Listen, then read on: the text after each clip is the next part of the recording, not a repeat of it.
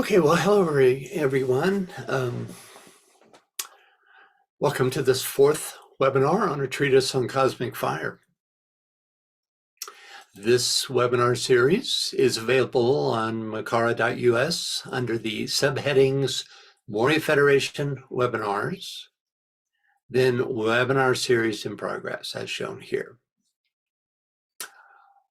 All episodes of this, the Secret Teachings of All Ages and the Secret Doctrine series are also available on YouTube. Just do a search for Francis Donald and the webinar you wish to view.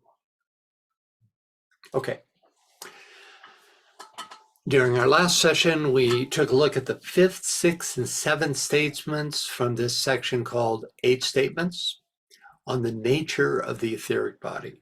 The fifth statement describes how the etheric vehicle acts as a protective barrier between the etheric and astral bodies for both human beings and the logos, which is only burned away through an expansion of consciousness, no matter what level you're on. Statement 6 describes the etheric and physical pranic organs of reception from a solar logos to an atom of substance. Statement 7 introduces a set of charts called Prana of the solar system, which compares different aspects of prana in relation to the solar system as a whole, a planet, a human being, and an atom of matter. And this brings us up to statement 8, which is where we left off last time. So if we could get a reader, we'll get underway here.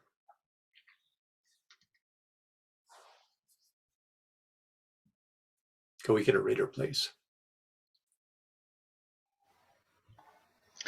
8th. When the will to live vanishes, then the sons of necessity cease from objective manifestation. This is logically inevitable, and its working out can be seen in every case of antified objectivity.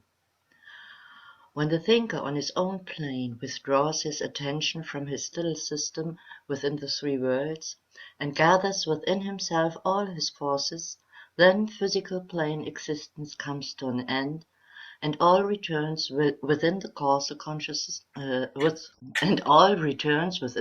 consciousness. This is as much as an abstraction in the three worlds of the thinker as the absolute is in the threefold solar system of the logos. Thank you. Who was speaking? Heike. Oh, Heike. Thank you. Okay, so at the highest level, the will to live, described here, is the mandate of the first logos, which initiates the creation of the universe, a cyclic event carried out by the third logos. Every monad, from a cosmic logos to the monad of a human being, carries this impulse, a desire, for lack of a better word, because it's not an emotion, born not on astral levels, but on the subjective levels of the mental plane, both cosmic and systemic. So you see these planes here. So it's on the subjective levels of the mental plane, both cosmic and systemic. This will to live comes in response to the law of attraction, one of the governing laws of the involutionary phase of manifestation. And at death same law, becomes what DK calls the will to abstract. So the will to live becomes the will to abstract. Next, a further description of this withdrawal. Whereas the thinker in this chart is the monad here, the Dhyan Chohan, another word on a personal level for monad. This reference that we have here definitely refers to the soul, who controls our cycles of incarnation and abstraction. And finally, DK's statement that causal consciousness is to the three worlds of human endeavor as the absolute is to the threefold solar system of the Logos. These two charts show the planes of manifestation or outer expression of a Logos and of a human soul. The term causal consciousness for a human being specifically refers to the higher mental planes.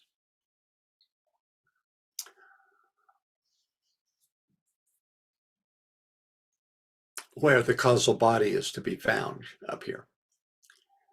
The term absolute is normally reserved for Brahman, the all, that pre-exists manifestation of any type.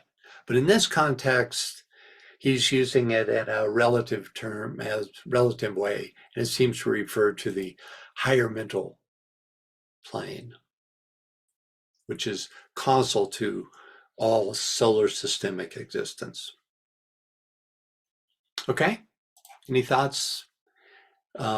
Raise your hand anytime you have any questions or thoughts. Okay, so let's continue with statement 8. Please, reader, please.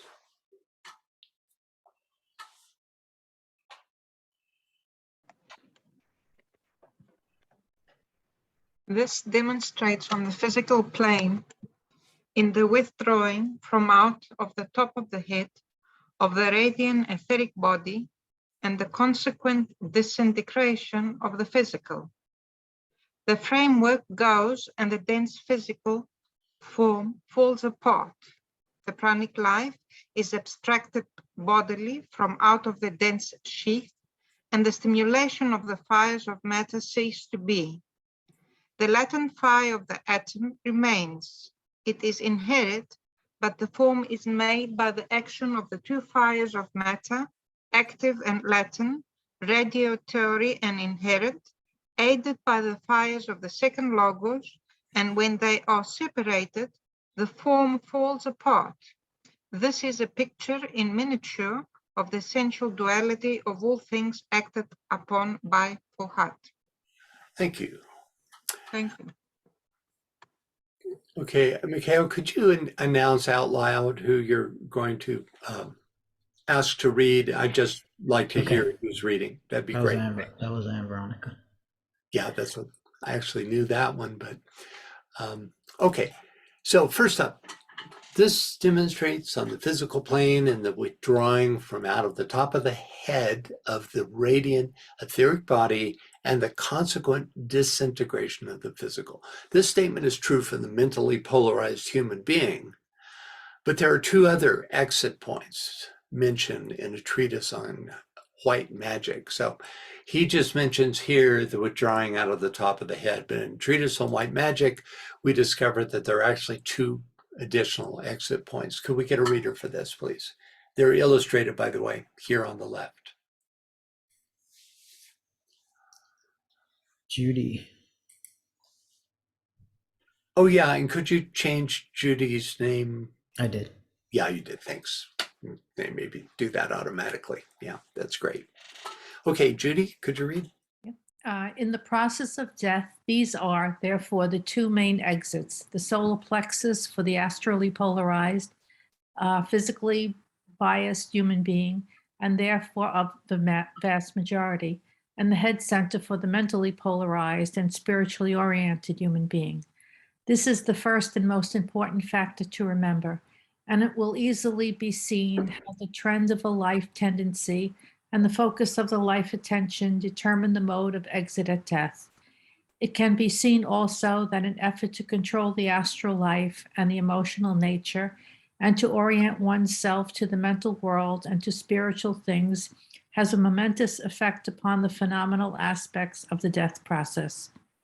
If the student is thinking clearly, it will be apparent to him that one exit concerns the spiritual and highly evolved man, while the other concerns the low-grade human being who has scarcely advanced beyond the animal stage.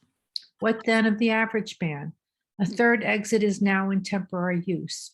Just below the apex of the heart, another etheric web is found, covering an orifice of exit. We have therefore the following situation.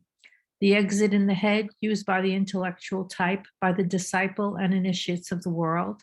And 2, the exit in the heart, used by the kindly, well-meaning man or woman who is a good citizen, an intelligent friend, and a philanthropic worker.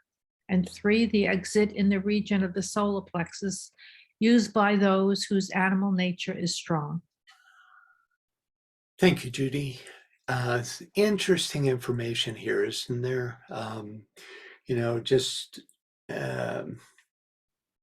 For instance, we have the presence of another protective etheric web, which covers an exit, which he says is just below the apex of the heart. So it would actually be just down from here. But what's interesting is that, we have these protective etheric webs that actually help us stay in incarnation, right? Because until the etheric body is withdrawn out, or it's time for that to be withdrawn out of one of these 3 centers, these etheric webs hold us, you could say, in our incarnation, or help to at least. Okay. The next statement underscores the complete dependence of the outer form on the stimulative prana coming through the etheric body, because when it's withdrawn, when prana is withdrawn, it signals that time when the fires of matter, the stimulation of the fires stops. Right? Next, a description of the 2 fires of matter. The latent fire within every atom of substance, which continues after death, and the cohesive, active, radiatory, sustaining fire of prana, which ceases at death or is withdrawn. So the fire of the second logos is solar fire. He mentions here, where does it say? Aided by the fire of the second logos. So this is the solar fire, love and desire, very much connected with the will to live aspect. The fire of Vishnu, so that will to live is withdrawn, becomes a will to abstraction. That's part of this second logoic fire.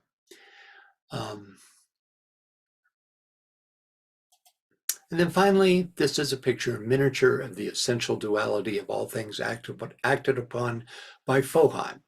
In all of this section, our first real mention of Fohat.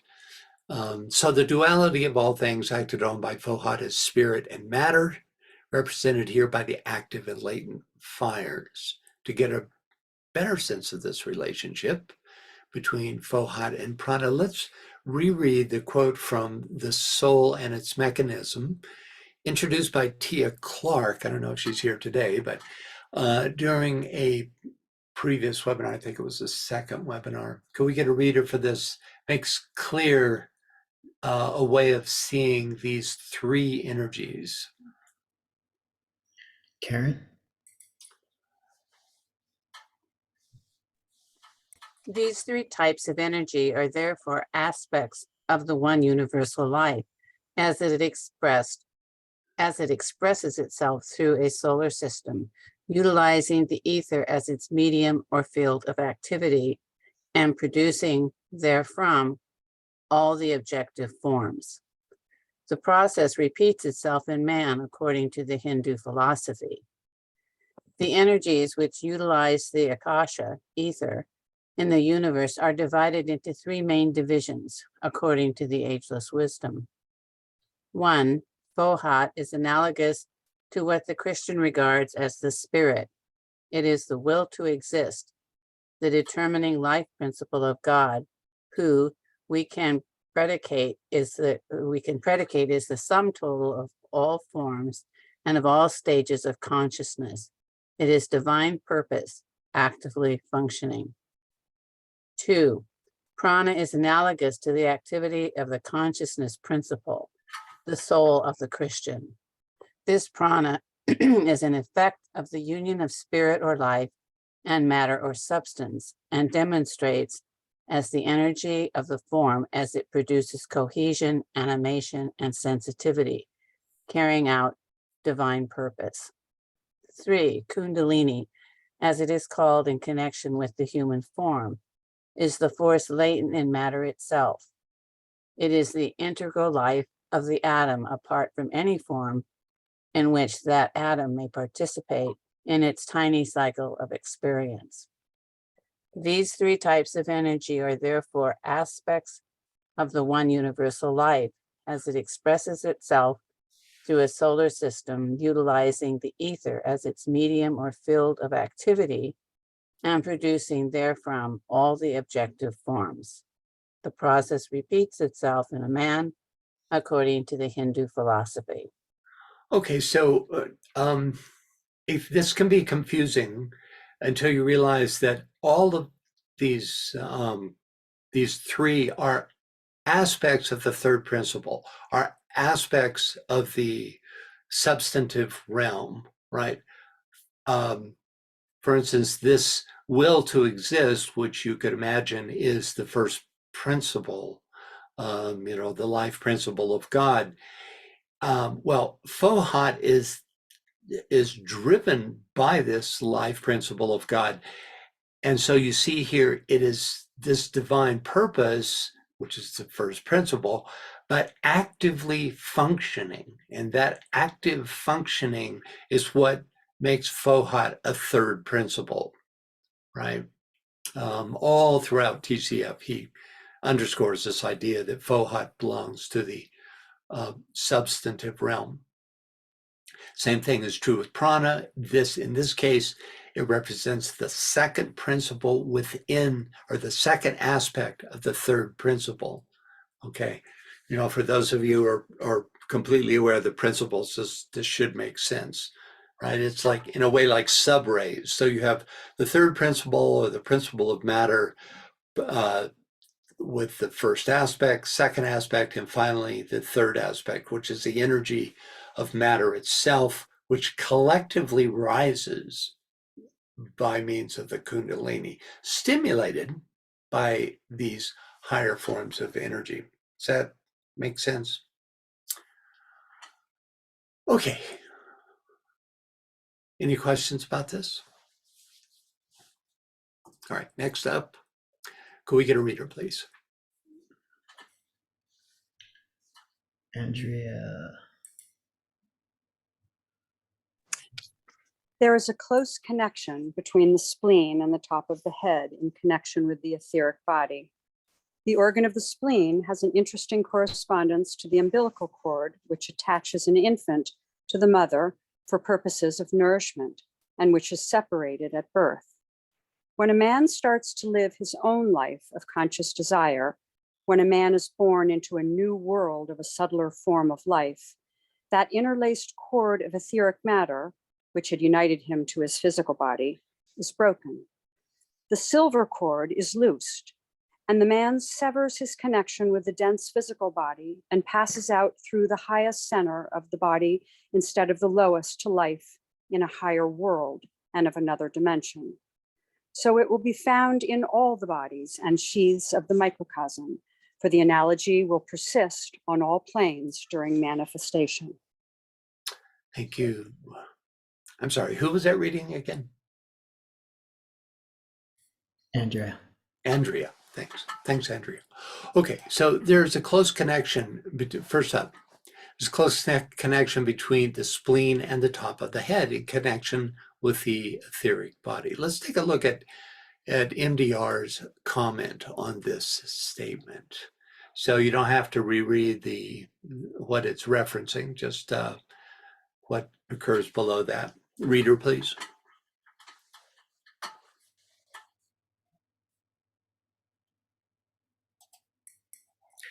Kathleen. There is a close connection between the spleen and the top of the head in connection with the etheric body. This is an interesting piece of occult information.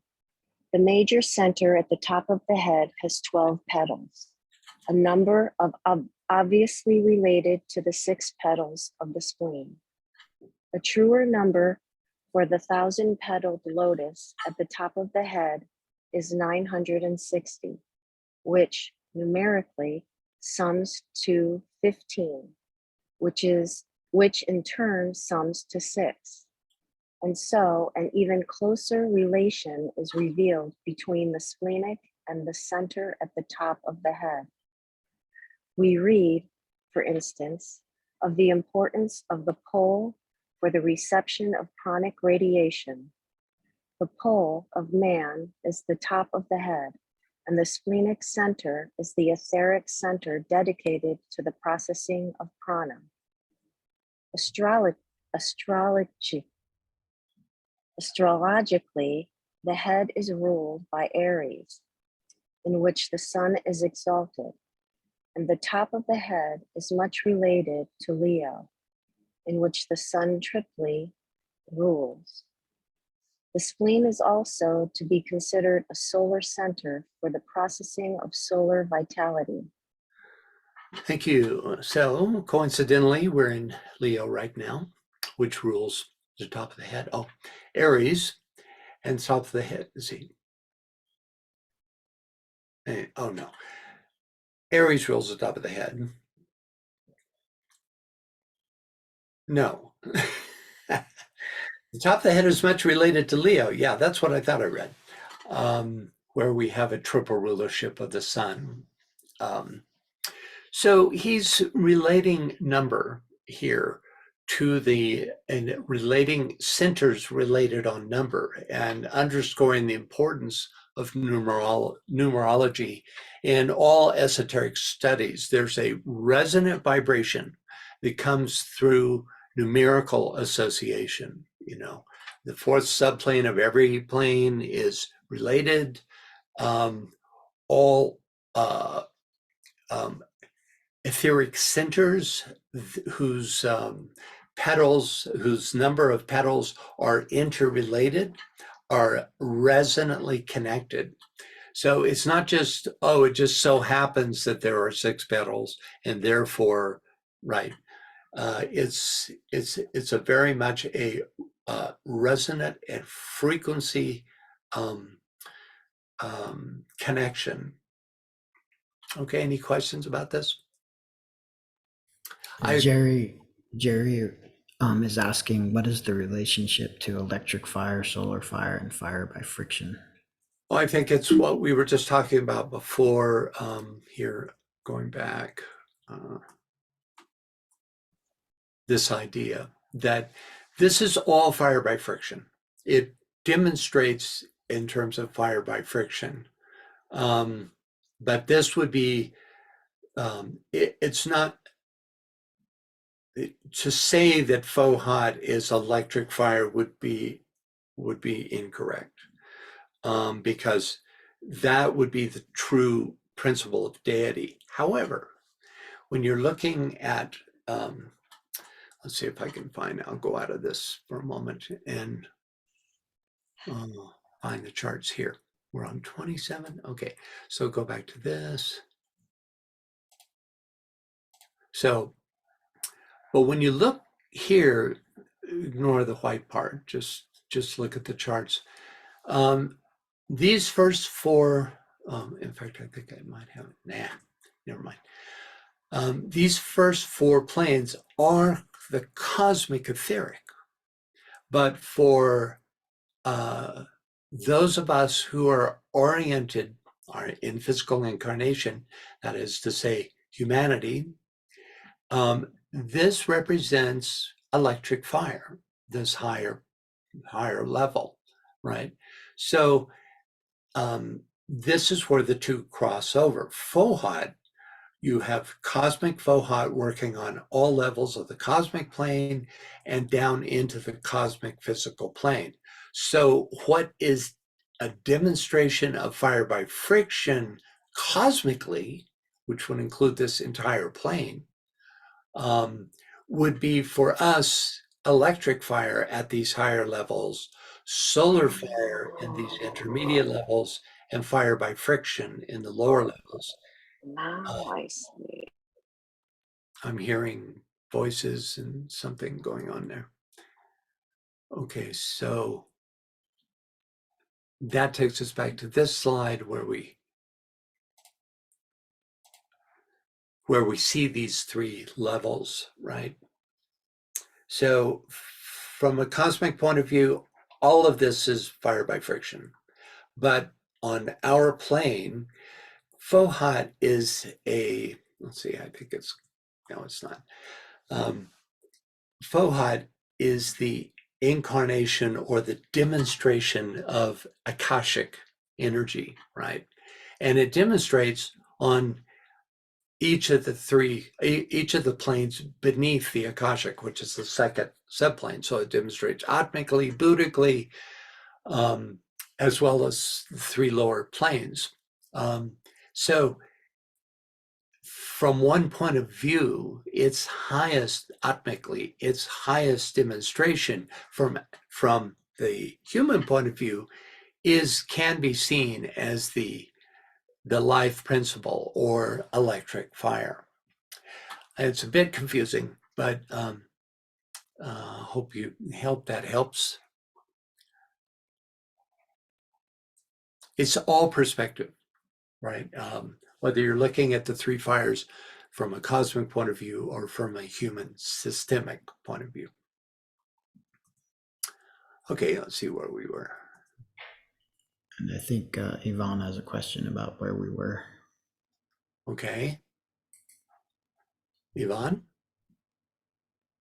On that last picture you had of the splenic chakra, Oh, yeah. okay, you have right there. It says it's 6 petals. Tell me how. Show me where the 6 are. Well, this is an abstraction.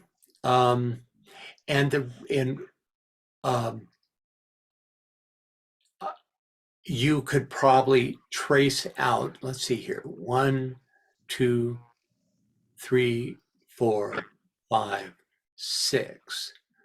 So if you see like these most colored, the strongest colored here, 1, 2. Okay. I see they're all overlapping. I wasn't. Okay, the reason the overlapping is to indicate motion.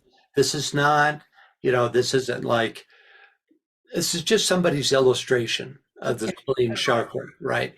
And what they're trying to do here is show the motion that's All right. going on, right? All right. So you have this whirling motion of these 6 petals, which I think are indicated by these more colored slices, you could say. Okay, thank you. Usually these chakras are shown static, just with the petals in, but this, Yeah. it's actually much more accurate. People to understand, yeah. Yeah, exactly. And it's really more accurate to show it this way, but it doesn't indicate, how many petals are very well, right? Thank you. Hey, yeah, you're right. All right. So Maria Christina, did you want to say something? Oh, first of all, I just would say hello, but thank you for that wonderful quote differentiating prana and kundalini and fohat, which is always kind of like, that was lovely. good. But I just wanted to comment in terms of the electric and solar and fire by friction. Mhm. One could easily, the fire by friction of the mutical cross and the personality and the lives that we lead, and then solar fire of the soul, of love, of a fire that loving, soothing inclusiveness, and then electric fire of the will, Right. which is nothing that we can really claim to know, perhaps touch. And well, we've been touched. Yes, we have been touched by the finger of God, but certainly is one that has to do with that cardinal cross Mm. with the cardinal, the fixed and the Right. mutable, fixed and the cardinal, and that particular cross. I mean, certainly by then we're into group consciousness and our ability to even withstand its presence. So that was just thoughts that came up. Yeah, thank you. Good to have you with us. Oh, right. So next we have this statement that associates the spleen with the umbilical cord, which I find really interesting. Both spleen and umbilical relate to our origins. The spleen through prana, because it's a receptor of prana, to the son or father aspect, and the umbilical, of course, to the mother aspect. DK seems to imply in this comparison of spleen and umbilical that just as the umbilical cord is cut at birth, the etheric spleen is cut or withdrawn, quote, when a man is born in a new world of a subtler form of life. So, it's almost like the spleen becomes the means by which the acts like the umbilical that is cut coming into physical incarnation. And this cutting off of the spleen energy moves us into abstraction. So that seems to be what he's relating. There's a popular depiction of Brahma rising from the navel. Here's Brahma. Of Brahma Maya with the umbilical uncut, suggesting that there was no severance and thus no separation from the universal life source. Delphi was considered by the ancients, here's the Omphalos at Delphi, it was considered by the ancient Greeks to be the navel of the world. The navel, of course, being the place of entrance into the body of the umbilical cord. It originally derived its name from the sacred term Om-Phi-Al, the Omphalos, which means the oracle of the solar god. Oracle being the means of reestablishing the original direct or umbilical connection as shown here. So it's interesting how this analogy has its actual, this artistic analogy actually has its basis in reality through the spleen and the umbilical. Any thoughts or questions about this? Okay, next, the silver cord is loosed. That would be the Sutratma, connected to the heart during incarnation. Then we have an interesting innuendo. Why does DK say passes out through the highest center of the body? That's expected. But then he says, instead of the lowest. Why would he mention the lowest center? Unless to imply that we come into outer existence, are born, somehow through an activation of this lowest center. It's not a literal birth as to the umbilical, but it suggests that there is an activation of the center at the base of the spine in order to draw us down into incarnation. This makes sense since this center grounds us in our incarnation. It's without it, we couldn't stay in incarnation. Any thoughts or questions? Finally, we have, so it will be found in all the bodies and sheaths of the microcosm, for the analogy will persist on all planes during manifestation. The quote, bodies and sheaths of the microcosm include our astral and mental sheaths, and it would seem, from his wording, the physical, astral, and mental sheaths of all sentient beings.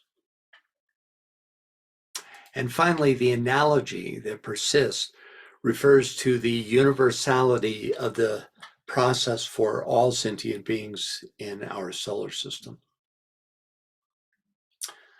Okay, next up, could we get a reader, please? Miri.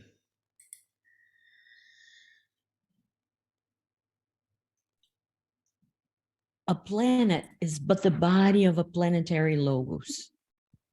That body being etheric and the logos expressing himself through it and building up on the etheric scaffolding, a vehicle of manifestation. The moon once was the body of expression for one of the logi. The earth now is, and the cycles change continuously. The center of escape for the etheric body is found likewise in a physical planet, and the planetary silver cord is loosened at the time appointed. But the times and cycles, their commencement and termination, are hid in the mysteries of initiation and do not concern us. Again, in the solar system itself, similar action will eventuate at the close of the Mahamanvantara. The Logos will withdraw within himself, abstracting his three major principles. The basic differentiations, essential qualities or types of energy upon which all things are built. They give the distinctive nature of all forms. Thank you. Thank you. Okay. First, DK emphasizes that the true physical body through which a planetary logos expresses itself is etheric, reminding us that the dense physical vehicle, even for a planet, is not a principle. Next, though probably familiar to most of us, this idea that the moon was once the body of expression of our planetary logos has to be one of the most astonishing of all theosophical statements. When you're telling your friends about theosophy, this is probably not the first thing you'll want to mention to them, or they'll just dismiss it as crazy talk. But eventually it begins to make sense. MDR develops this idea. Could we get a reader for this, please?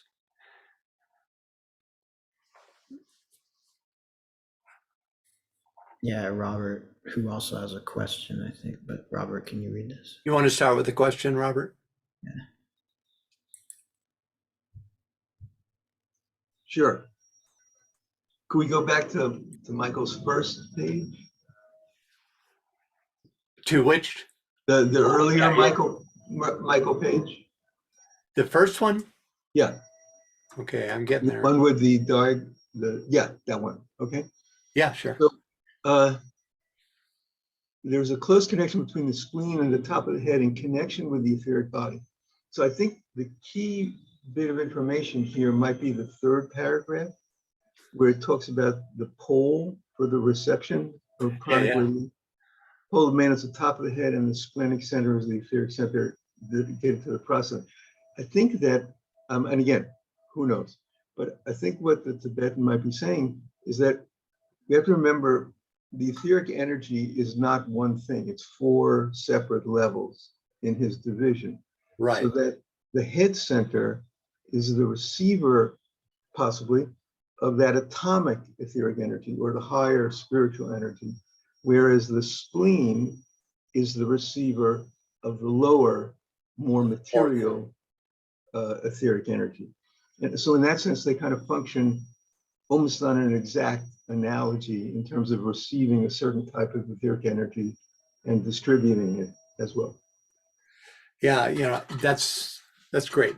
I appreciate you pointing that out, you know, this idea that, and DK tells us that only on a human being is this, does etheric energy come in this fourfold level way, that, for instance, the animal kingdom receives it on just one level.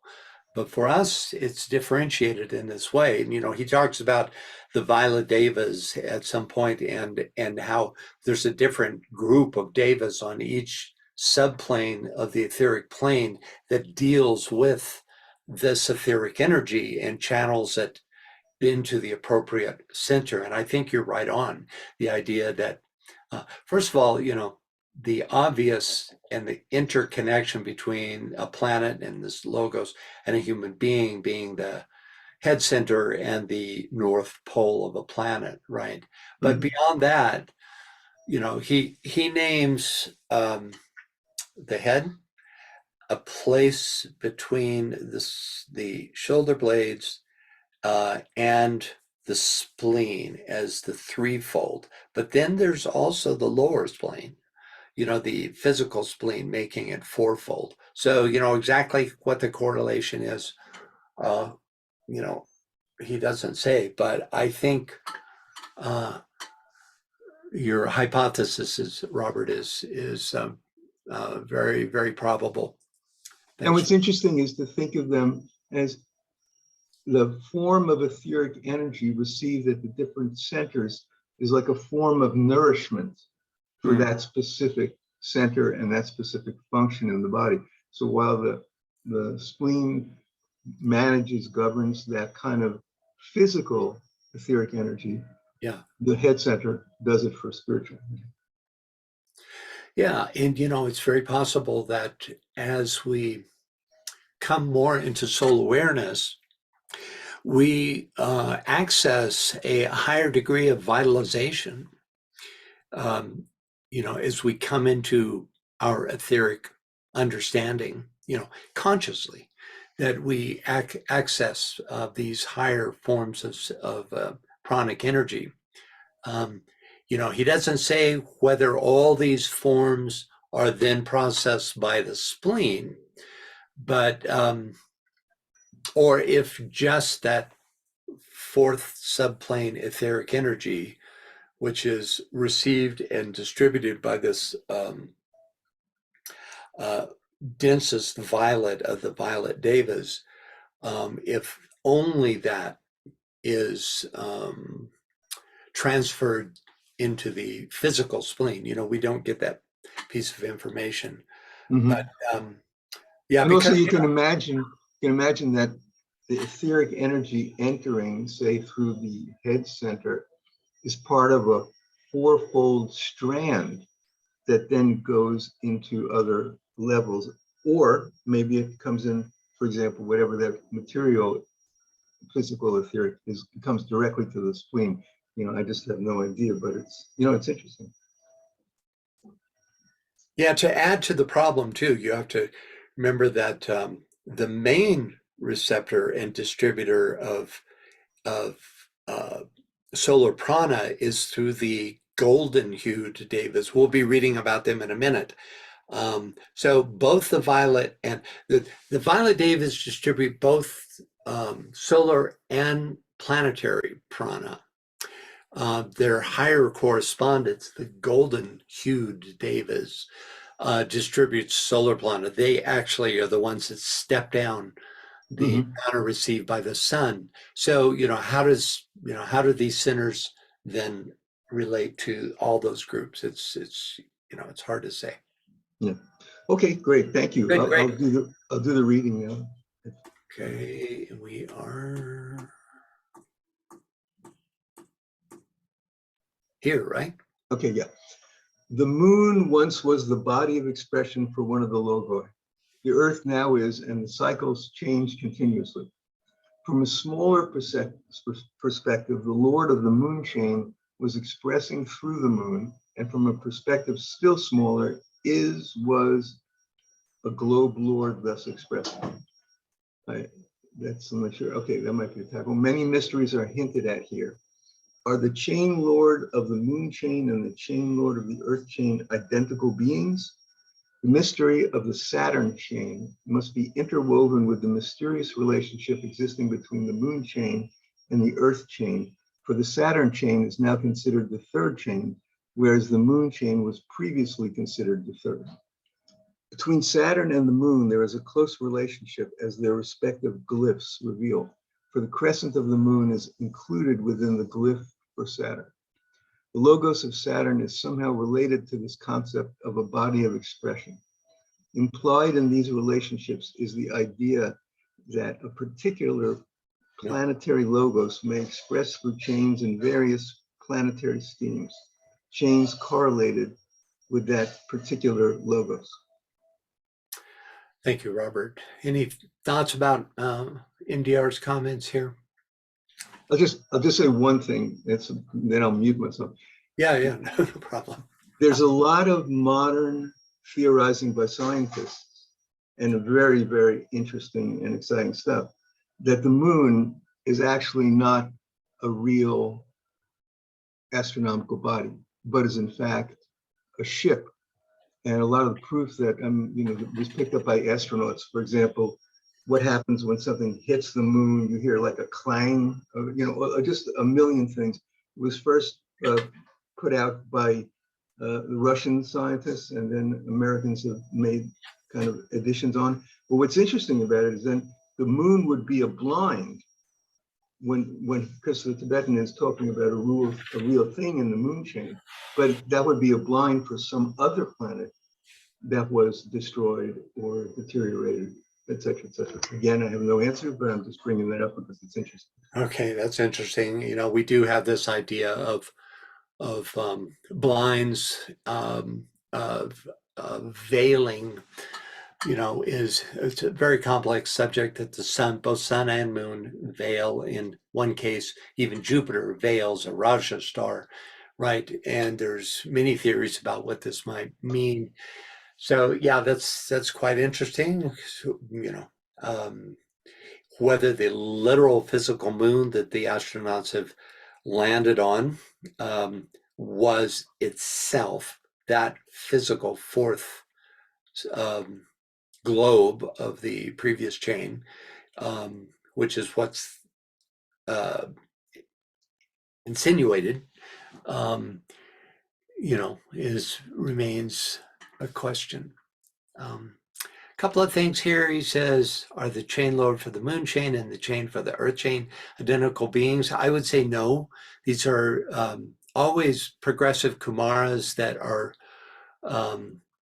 of course related to their archetype, but they demonstrate their particular quality, which is appropriate to the chain that they're overshadowing, right?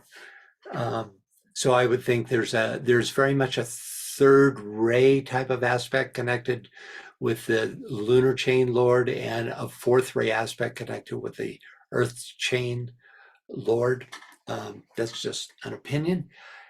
And then if you look closely at this chart, and I've blown it up here, you'll see that there is no moon chain, for it was actually called the Saturn chain, as MDR notes. It was primarily concerned with the physical evolution, whether you call it the moon or Saturn, physical evolution of humankind. And I found this quote from later in TCF to be one of the more informative quotes on the moon chain. Could we get a reader, please?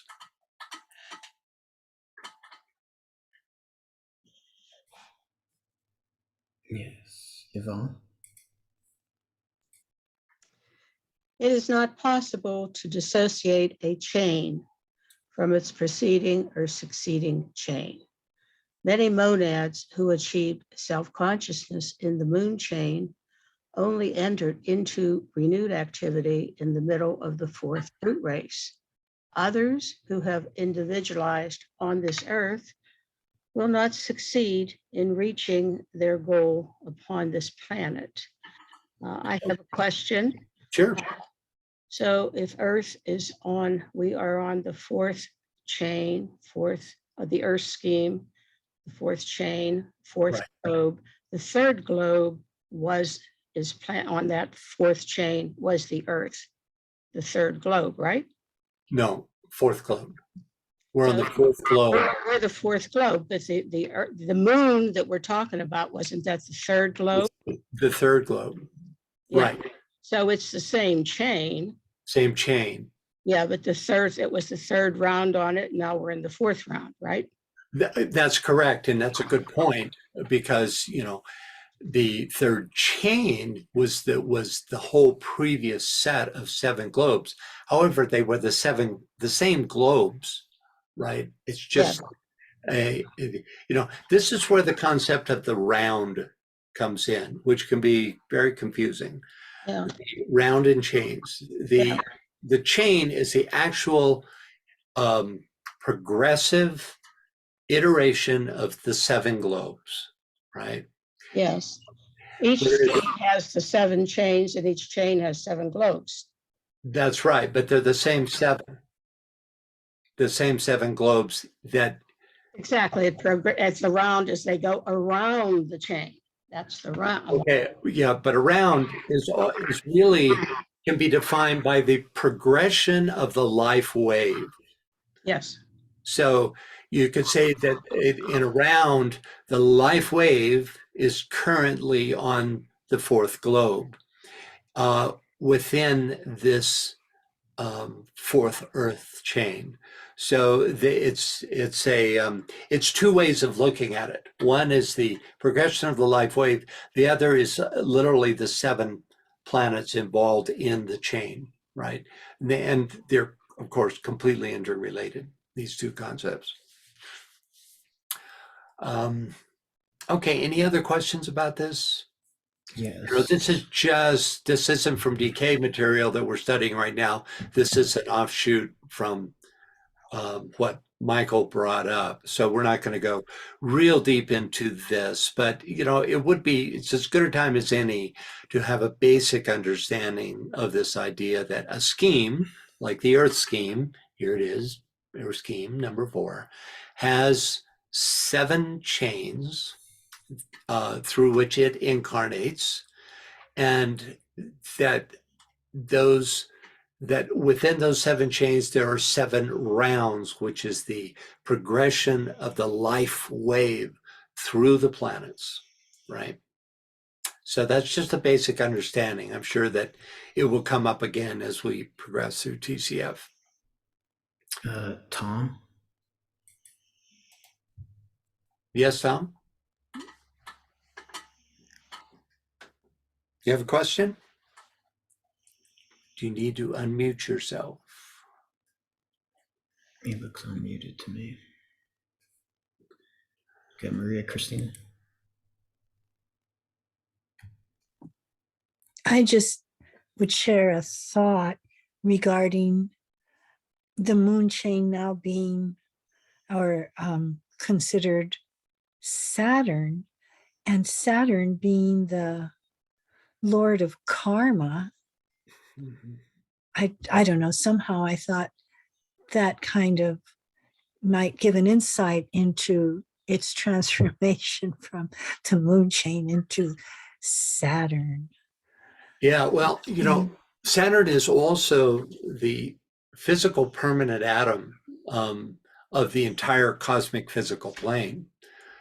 Just like each of us have a physical permanent atom where that information of our etheric bodies is stored from one incarnation to the other.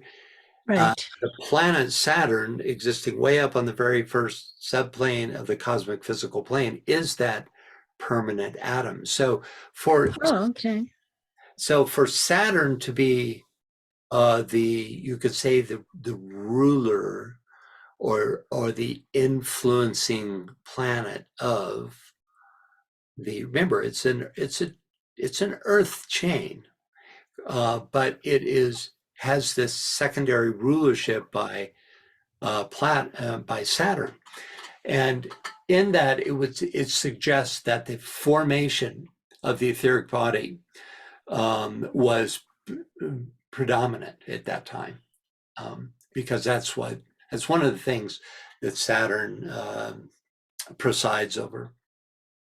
I've also heard that the physical sun is also is in itself a physical permanent atom of our logos. Well, you could say it's the personality aspect of our logos, part of it. It's the physical counterpart to our physical existence, etheric physical existence. Right. And maybe so a lot to chew on. Thank you. Yeah. It's not per se the physical permanent atom, that would Huh. be Saturn. Huh. So there is a distinction there. The physical, etheric, physical form of the solar logos is our visible sun. Right. That was a Keith Bailey comment, but who knows? Okay. I'll go for it. Okay. Thank you. Well, I'm just quoting DK on that. I'm not. Oh, I'll go with DK every time. Yeah, it's not an opinion, I'll Thank you. tell you when I'm opining, because it's a little different. Okay, it's a lot different. Another question? Yeah, let's see if we can get Tom back. Tom.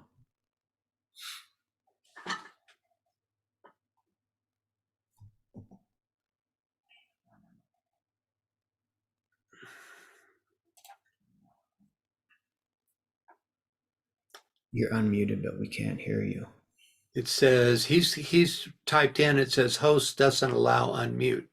His microphone's unmuted, but I can't hear him, which means that on his end, his microphone's not functioning. Well, Tom, if you want, you can type in your question, and we'll get to it as soon as possible. Sorry, we can't. Yeah, sorry, man. I'm looking at your comment now. Sorry. We run across these technical problems.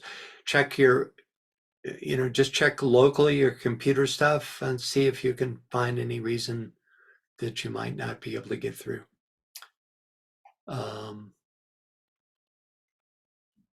Yeah. Okay. Anybody else right now? Is that it? Yeah, that's it. Okay. So next we learned that just as in a human being, there is a particular center from which the etheric body of a planet escapes. And two, a silver cord is quote unquote loosed at the time.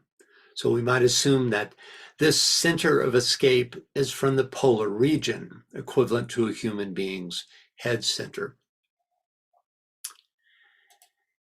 And next, DK underscores the fact that human beings, planets, and solar systems follow the same basic form of abstraction. The logos withdrawing within himself suggests a conscious act of abstraction. And by the way, a Mahamanvantara Mantara is 311 trillion, 80 billion years. And finally, in the footnote, let's see, where's the footnote? Where did the footnote go? Okay. Which reads, I don't know what I do with it. Principles, the basic differentiations, essential qualities or types of energy upon which all things are built. They give the distinctive nature of all forms. So esoteric psychology 1 gives us further definition of this concept. Could we get a reader, please? And you can see these are the principles of a human being. Now, this is old theosophy. This is Blavatsky theosophy, but much of it is directly related. And the concept of the sevenfold principles of all sentient beings is indicated here. So could we get a reader, please? Yes, Andrea again.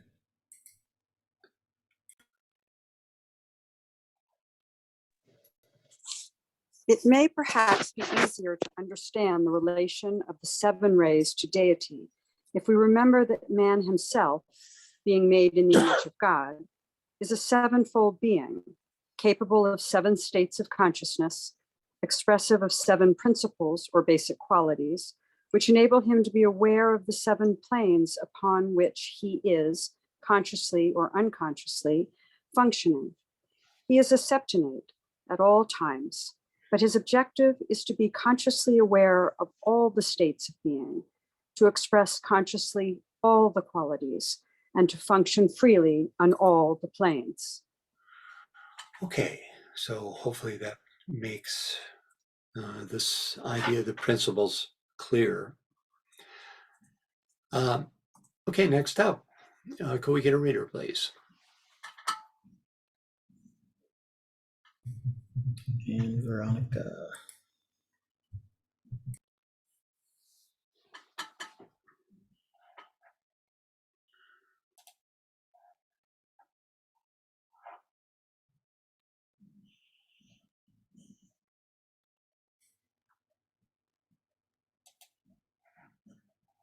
And it looks like she may not be there, so Heike.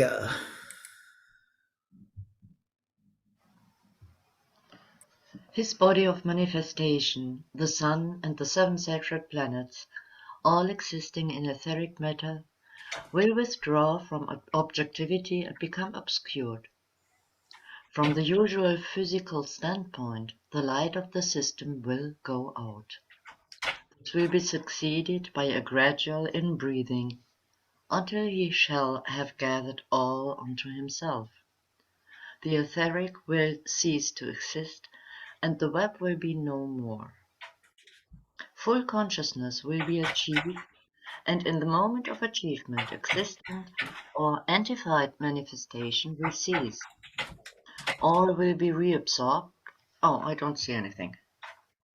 Sorry. Why, do you see my settings on here? Yes. Oh, I have to. My dog is scratching the door, so I was going to cut down on the filter. Sorry about that. I didn't think that showed up. It shouldn't show up, but anyway, good to know. Thank you. The settings will show up. Other of your windows won't, but actual settings do. That shouldn't be.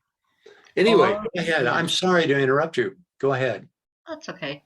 All will be reabsorbed within the absolute, pralaya, or the cosmic heavens of rest will then ensue, and the voice of the silence will be heard no more. The reverberations of the word will die away, and the silence of the high places will reign supreme. Pralaya, a period of obscuration or repose, planetary, systemic, or cosmic, an interlude between 2 periods of manifestation.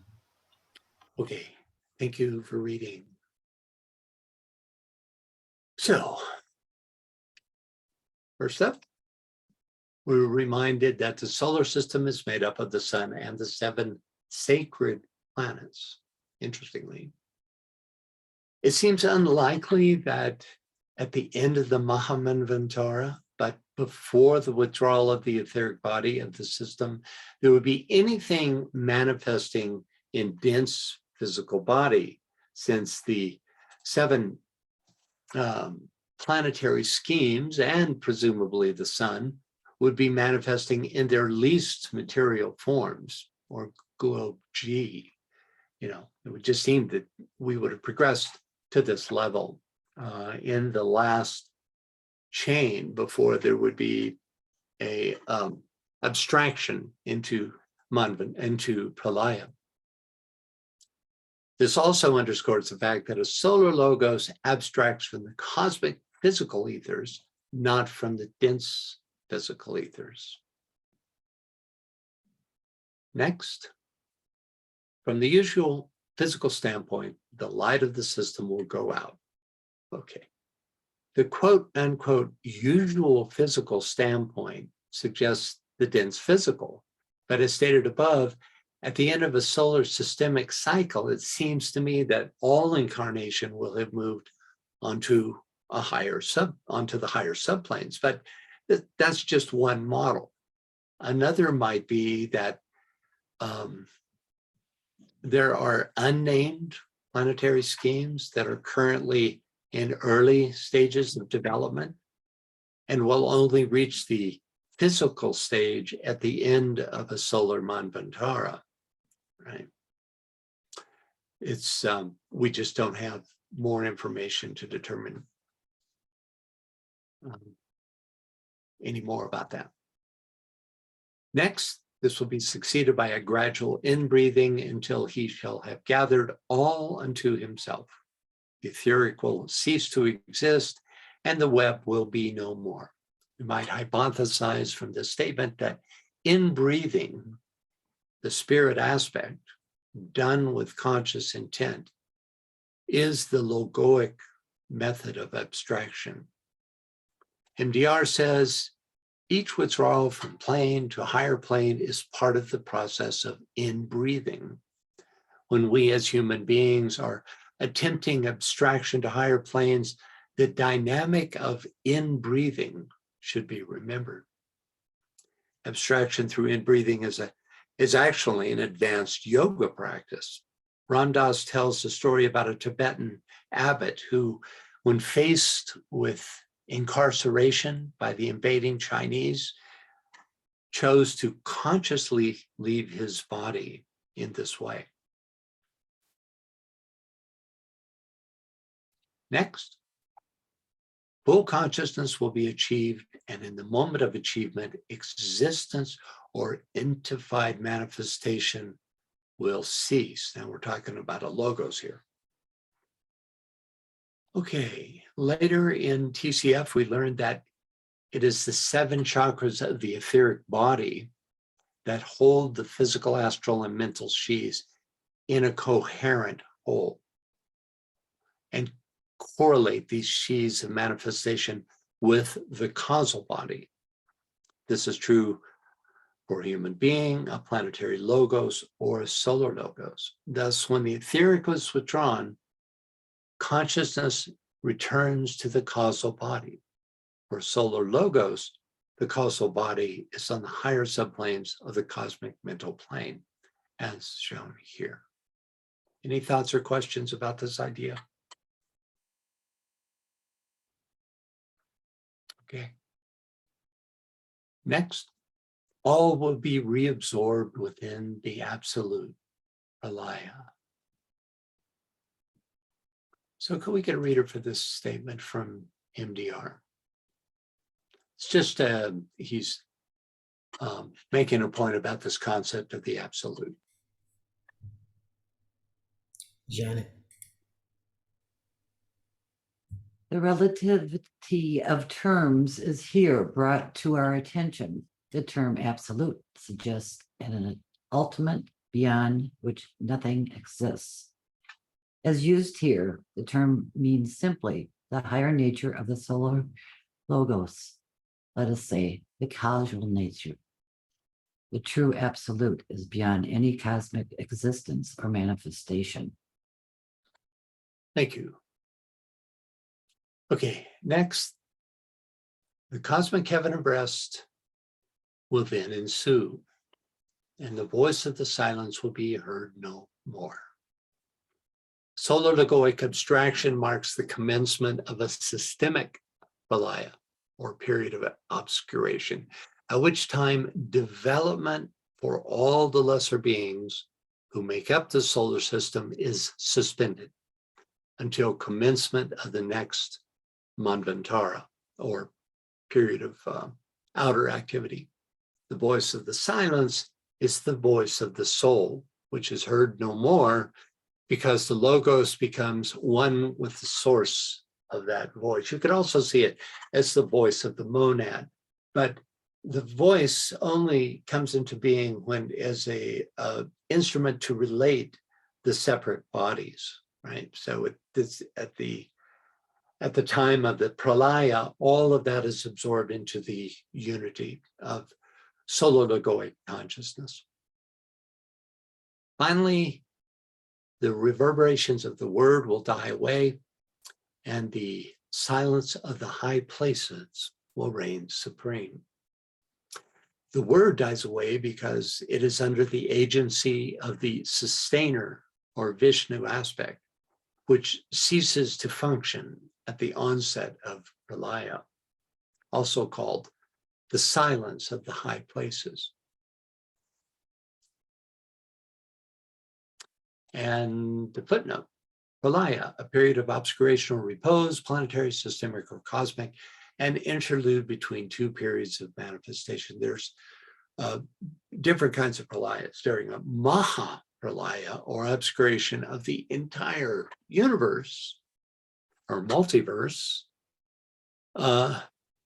the third and second principles are completely dissolved, and all the separated jivas, from an atom of substance to the highest dhyani chohans, return to what's called the one flame, that is the absolute. This is in contradistinction to a systemic pralaya, wherein all progress is suspended but in situ. In other words, you pick up where you left off last time in the next solar system, but now conditioned by this dramatically new energy of the following solar system. But in a universal Maha-Pralaya, everything is dissolved and it returns. There is nothing left in the form aspect whatsoever. It's finished. Okay, any final thoughts or questions on anything having to do with DK's 8 statements? To get a sense of the overall impact of these statements, let's do a quick review just to try to tie them together. You know, what's the overall sense of these statements? First 4 statements tell us that the etheric body is both the mold and archetype for the physical body, and that it is formed from all 4 ethers into finely interwoven channels that distribute prana, which vivifies the physical form and produces rotary motion. That's one we're likely to forget, is the idea that prana itself, when received, produces rotary motion. The 5th statement describes, by the way, that's one way that we know that the moon is dead, is because its only motion is to follow the earth around. Its rotary motion upon itself has ceased. It has one rotation for every rotation of the earth, which keeps the same face facing the earth. So, you know, we can assume from that the prana has been withdrawn. Okay, the 5th statement describes the etheric webs which form energetic barriers and which can only be burned away through meditation and the resultant evolution, and I might add to that death, which also burns away the withdrawing forces, burn away those etheric webs. The 6th statement describes the organs of pranic reception at all 4 levels, from a solar logos to an atom of substance. In statement 7, DK gives us 4 charts that detail the pranic system of these 4 levels. And the much longer, finally, the much longer 8th statement describes death in terms of the withdrawal of prana and the dissolution of the etheric vehicles. Okay, any thoughts or questions about any of that material?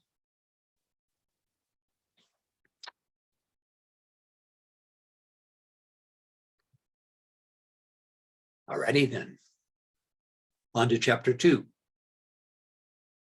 called The Nature of Prana, whose subsections, as shown on the left here, are solar prana, planetary prana, and the prana of forms. So could we get a reader for this first part?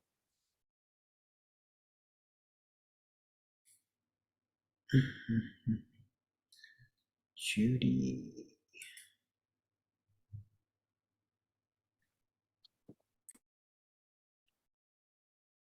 In dealing with the subject of the etheric body and its functions as an assimilator and distributor of prana, we have dealt with it from the standpoint of its place in the scheme of things. We have considered this matter of etherics from the angle of correspondence and have traced analogies in the system, the planet and man. We have seen that it formed the foundation of the dense physical form and in itself constituted a most important link between A, physical man and the emotional astral plane, B, planetary man, the essential emotional quality, and C, the logos, the grand heavenly man, and the cosmic astral plane. Thank you, Judy. Okay, After the summary review given in these first two sentences, DK focuses on the etheric body as a link between the physical and astral/emotional bodies on 3 levels. For human being, 2 points come to mind. First, in statement 5, we learned that there is an all-important web that separates the etheric physical from the astral body, designed to protect the unready from the vagaries of the astral plane. But at the same time, we know that the solar plexus, which is an etheric center, is a portal into the astral realm. So what's the difference between the astral body and this as accessed through the solar plexus or as accessed through this protective web?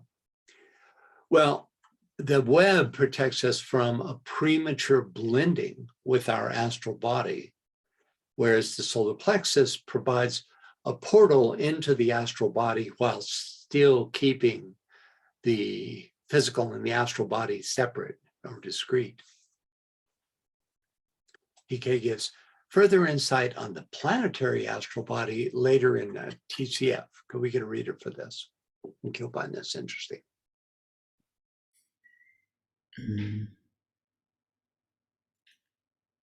Karen. The astral, okay. The astral vehicles of the different planetary loci differ. This difference is necessarily dependent upon their cosmic astral life, which directly affects the systemic astral, or the physical liquid subplane of the cosmic physical, the systemic astral plane. This is a point but little realized. The dense physical body of the planetary logos exists, as we know, in a threefold condition: dense, liquid, and gaseous, and each is acted upon directly from the corresponding cosmic plane. The condition of the various physical planets will someday be found to be dependent upon this fact. The Raja Lord of the plane, the great Deva Varuna, is the central life of the substance of the astral plane of our planetary scheme. He is himself an outpost of the consciousness of that greater Deva, who embodies the substance of the solar astral plane, or the sixth subplane of the cosmic physical plane. He again, in his turn, reflects his prototype, that great cosmic entity who ensouls the cosmic astral plane.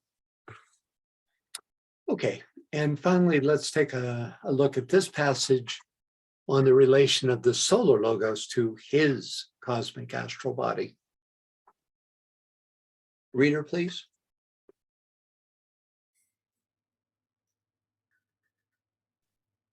Kira. Wait, Kira's not in here anymore, so Kirsten. On this etheric levels, therefore, the logos of our system repeats as a grand totality the experiences of his tiny reflections on the physical planes. He coordinates his cosmic astral body and attains continuity of consciousness when he has mastered the 3 cosmic ethers. Okay, so you can see the connection between the etheric and this continuity of consciousness through the organization of the astral body, which is, that's why he's bringing this up, this idea of the astral emotional interrelation to prana.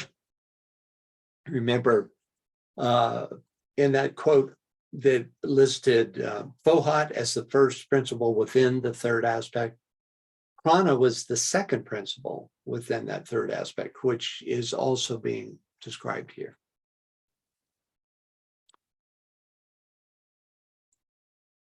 Okay, thoughts or questions on anything in this introductory passage? Wait a minute here. There we go. All right, let's go ahead. Next up.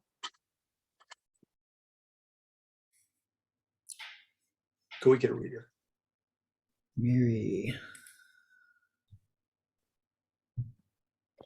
We might now narrow the subject down to the consideration of the etheric body of the human being and not touch upon correspondences to things systemic or cosmic at all. Though it may be necessary to remind ourselves that for the wise student, the line along which wisdom comes in the interpretive one. He who knows himself in objective manifestation, essential quality, and comprehensive development, knows likewise the Lord of his ray and the logos of his system. It is only then a matter of application, conscious expansion, and intelligent interpretation, coupled to a wise abstention from dogmatic assertion, and a recognition that the correspondence lies in quality and method more than in detailed adherence to a specific action at any given time in evolution. Okay, thank you. Thank you. All right, so after telling us that we'll be focusing in on the human etheric system, DK says, for the wise student, the line along which wisdom comes is the interpretive one. So what does he mean? The interpretive, as here used, suggests a consideration of the etheric body in relation to its higher and lower counterparts. He was describing this idea before. And thus always maintaining an awareness of context of the as above, so below principle. Next, he who knows himself in objective manifestation, essential quality, and comprehensive development, knows likewise the Lord of his ray and the logos of his system. Okay. Quote unquote, essential quality is soul essence. Well, what does comprehensive development mean? We could hypothesize that it is that gradually unfolding awareness marked by sequential initiations that eventually leads to triadal consciousness. But at what stage does a disciple likewise know the Lord of his ray and the logos of his system? This, it seems to me, is the province of a senior initiate, for knowing the Lord of one's ray is quite different than just knowing one's ray makeup. And knowing the logos of one's system suggests, well, on Earth at least, shambolic awareness. So it's a very high stage of understanding, of comprehension. The rest of the paragraph suggests that through self-knowledge, at least some limited awareness of higher beings become possible. You know, it seems like this whole section, this previous section here,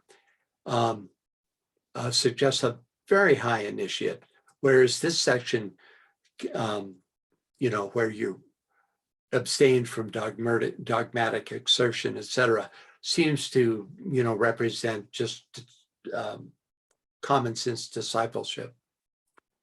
MDR says the vista is quite amazing, as we are being offered a way through analogy to understand the life of great beings entirely beyond our normal ken. Okay, up next, could we get a reader, please? Robert. All that it is possible to give here is material which, if rightly pondered on, may result in more intelligent practical living in the occult sense of the term living, which if studied scientifically, religiously, and philosophically, may lead to the furthering of the aims of the evolutionary process in the immediately coming lesser cycle. Our aim, therefore, is to make the secondary body of man more real and to show some of its functions and how it can eventually be brought consciously into the range of mental comprehension. There's that phrase again, comprehensive. Science, as we know, is fast reaching the point where it will be forced to admit the fact of the etheric body, because the difficulties of refusing to acknowledge it will be far more insuperable than an admission of its existence. Scientists admit already the fact of etheric matter. The success of photographic endeavor has demonstrated the reality of that which has hitherto been considered unreal, because from the standpoint of the physical, intangible. Thanks, Robert. Okay, first up, we might assume that rightly pondering refers to the system of projected analogy that DK calls the interpretive line in the previous paragraph, of being consistently aware of the higher and lower counterparts of that which is being considered. What is intelligent, practical living in the occult sense of the term living? Well, by intelligent, DK possibly means mentally focused and leading to mentally polarized, which are two very different states. He says that mental polarization doesn't come till after the second initiation. As to the term practical, beyond the usual no-nonsense meaning of the word, it suggests one who is free from glamour and illusion and is thus highly effective, practical, and useful. And finally, it seems that occult living must refer to that awareness of causal levels of existence experienced by the soul-infused personality. So even as they're working in the outer world, they're aware of the causality of that which is occurring in the outer world, often through their own intuitions at this point. The furthering of the aims of the evolutionary process in the immediate coming lesser cycle probably refers to the coming Aquarian age. It also suggests one of DK's motives for writing this furthering the aims of the evolutionary process, for writing this book and really all of his books. If studied scientifically, religiously, and philosophically, suggests the three approaches or mindsets. And these three approaches are also allied to different ray types, right?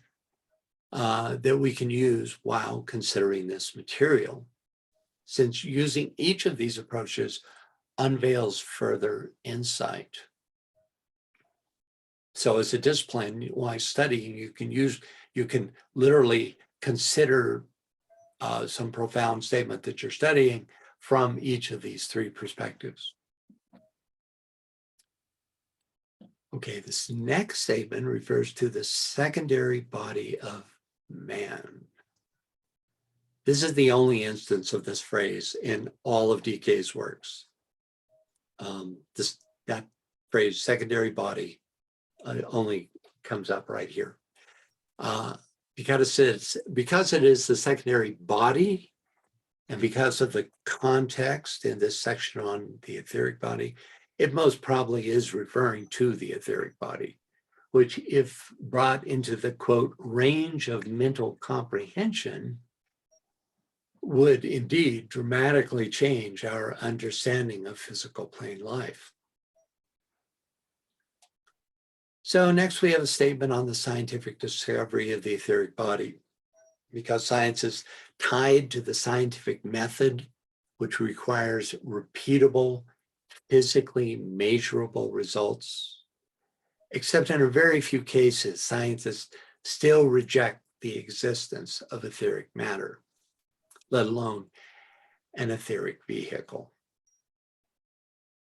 Next, scientists admit already the fact of the etheric matter.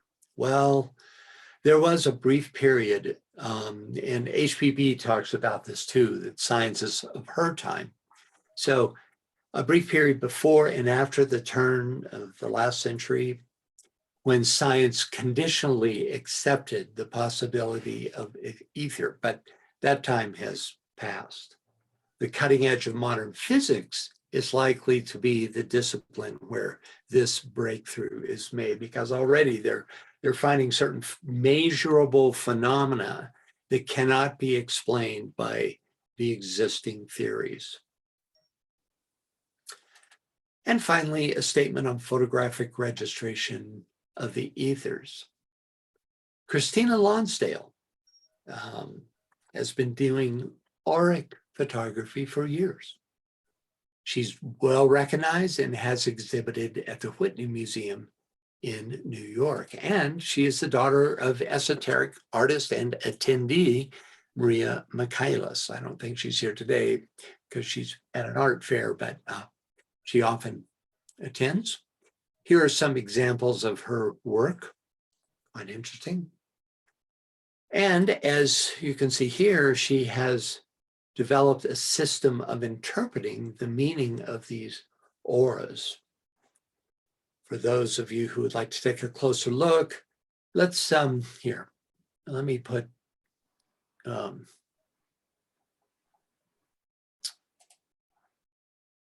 just have to, I want to put a link in the chat box for you. A couple of links actually, just in case you're interested. Copy, chat.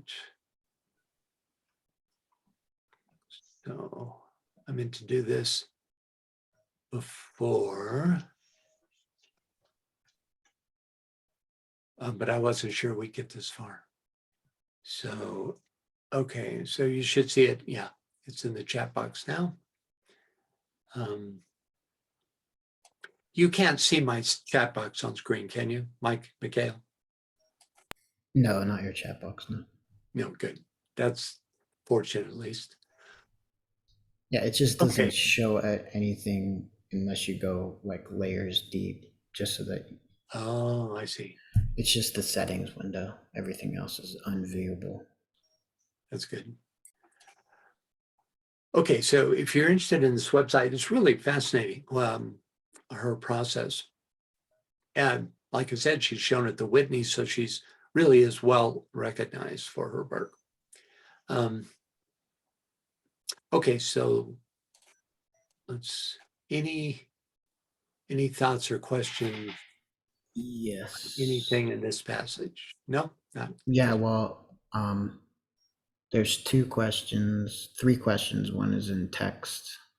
Actually, two question and a comment in text, and then Robert had his hand up, so Yeah, let's go for it. He's already unmuted, so go ahead, Robert. Can we go back? I think it's a page or two with that knowing the Lord of the Ray and the systemic logo. Let's see. Oh yeah. Oh, that's quite a ways back. Anyway, we'll just talk about it. We know what it is. Hang on.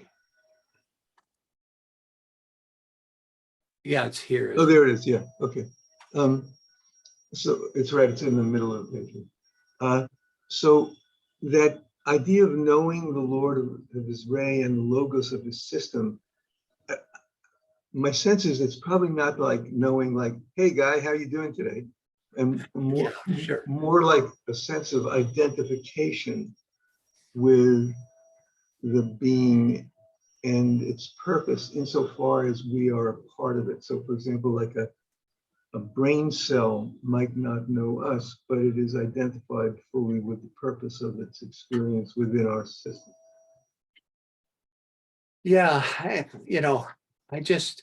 it's so specific, coming into the qualitative field of a particular ray is something I think we can all relate to somewhat, at least, through our personality rays, our soul rays, and all the rays of our sheaths. But this, to know likewise the Lord of his ray, the only thing I can relate with this is like the idea of the master who stands at the center of an ashram and all the progressive stages that it takes in order to come into contact. Now, if we use your idea, you could say that, well, even coming into the most outer peripheral contact with that ashram is some level of knowing the master at the center. But,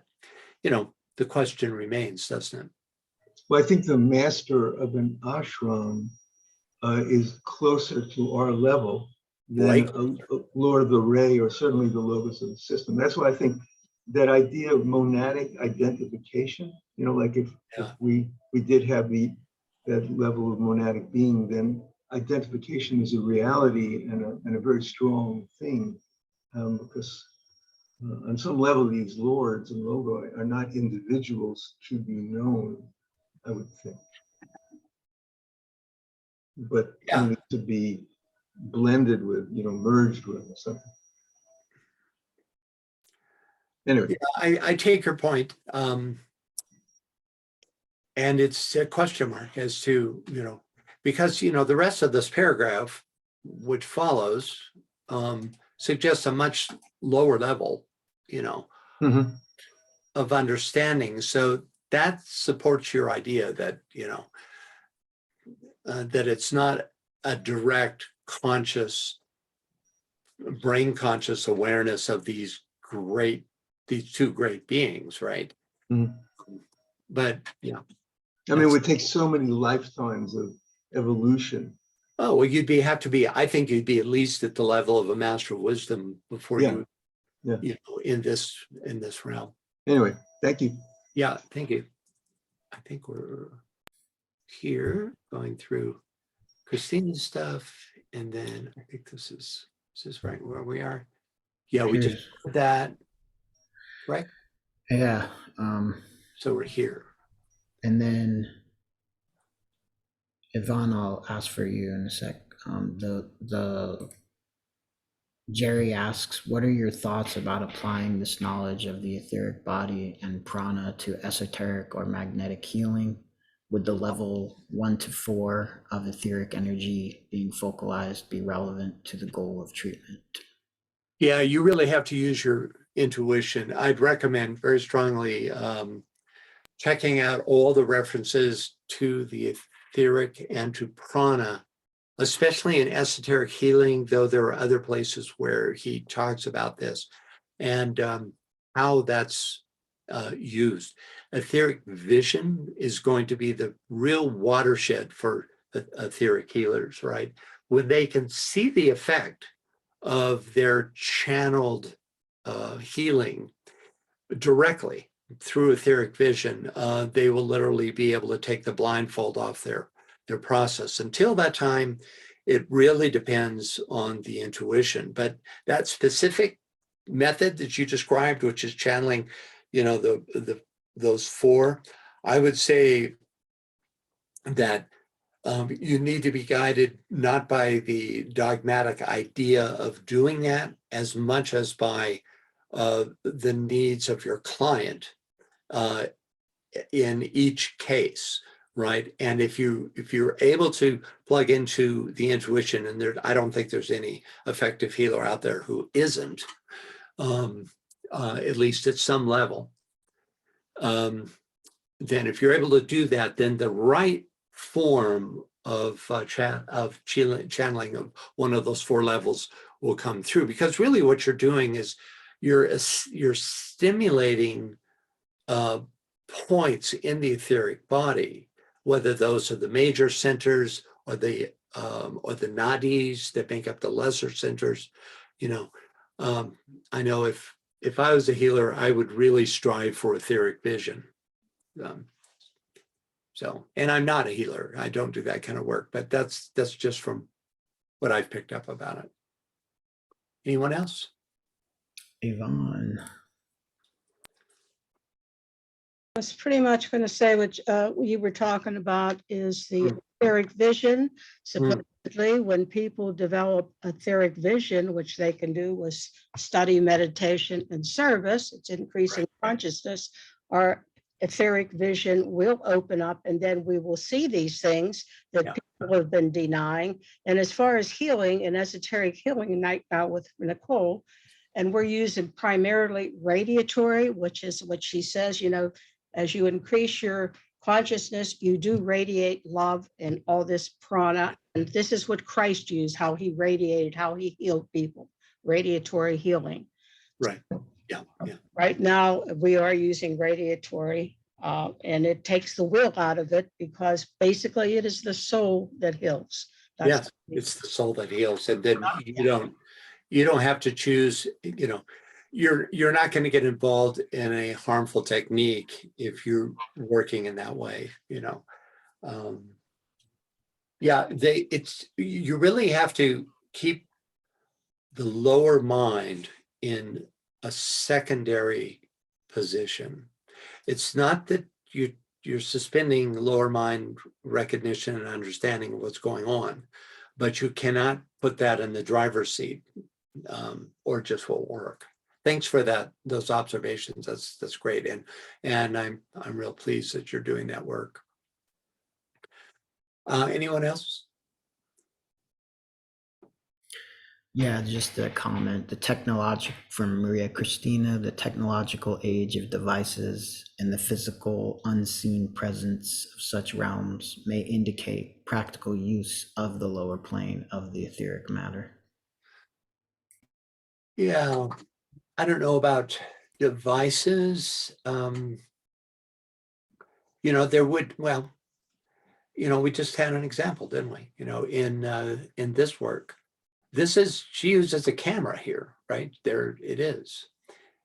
So yeah, I think that's probably what you're responding to. And so we do have that crossover. It's extraordinary. You know, DK says our eyes are already set up to see etherically. It's our consciousness that blocks that vision. So Karen, I see that you said you would comment. Karen. Yes, there have been a number of clairvoyants who have kind of led the way into the etheric body, which is Dora Kuntz, who worked with Dr. Dolores Krieger, the developer, and they developed therapeutic touch. And this was taught in a university at NYU, where Dolores Krieger was a nursing professor. And I think that was because she worked with Dora Kuntz, who's a theosophist and had been a student of Charles Leadbeater. So, and Dora has written books and has a book on the personal aura, in which she shows from her clairvoyant viewpoint what the aura looks like. And Barbara Brennan, School of Healing, Barbara has two books, Light Emerging and Hands of Light, which also show the different bodies of the aura, and wonderful pictures and diagrams, which I think are very helpful and I think are pretty accurate.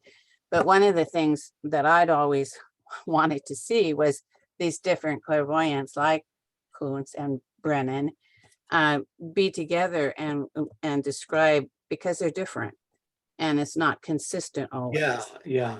And so that's a bit confusing. So the other thing I learned, that when you're, developing etheric vision, and particularly with healers and early healers, is that, you don't know which aura you're seeing, yours or the other person. So we have to be really careful. And that is why group healing is the best. To do it in group will always work with, according to the will of the soul. And the soul is group conscious. And so until we have developed accurate, clear etheric vision, we really should work in groups, and doing like Nicole does, I think, is it's the safest way. Yeah, I agree, Karen. Absolutely. You have to have a great degree of decentralization to not seeing things in terms of your own personality. You really, to be an effective healer, you can't really be personality centered, because like you say, what are you seeing? You're seeing through that aura of personality. So you really have to have a great degree of decentralization in your vision to be able to be effective. So, and I totally agree with you. Group work, unless you're 4th, 5th initiate, group work is safest and probably well, I would say not, no probably about it is also the most effective. So thank you for that. Anyone else? No one else, but I'm just wondering, how long do we go? We're on this? done. No, that's it. Okay. Yeah. So yeah, I'm glad you reminded. I'd like to get all the questions in though, that are out there before we close. So that's it for this time. Thank you all. It's it's very intense material. I appreciate you being able to hang in there. But I think we had some useful discussions. I certainly gained some insight. So great. Thank you all.